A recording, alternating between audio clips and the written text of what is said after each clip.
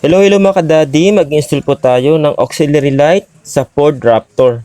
Ito po ay dagdag na ilaw kung kayo po ay nahihirapan sa gabi. So yan na nga po mga kadadi, na-install na po natin ang ating auxiliary light. After po nito, mag-wiring na po tayo. So gagamit po tayo dito ng dalawang relay dahil ito po ay high and low. So ibig sabihin po, ito po ay may dilaw na ilaw at may puting ilaw. So dalawang relay po ang gagamitin natin. At maglalagay din po tayo ng kanyang sariling switch.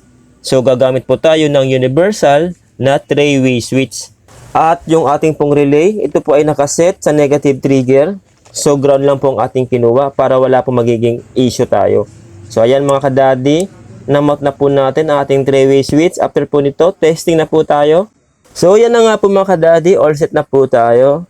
At natapos na din po ang ating trabaho. So stay tuned po kayo ulit sa aking mga more reels to come.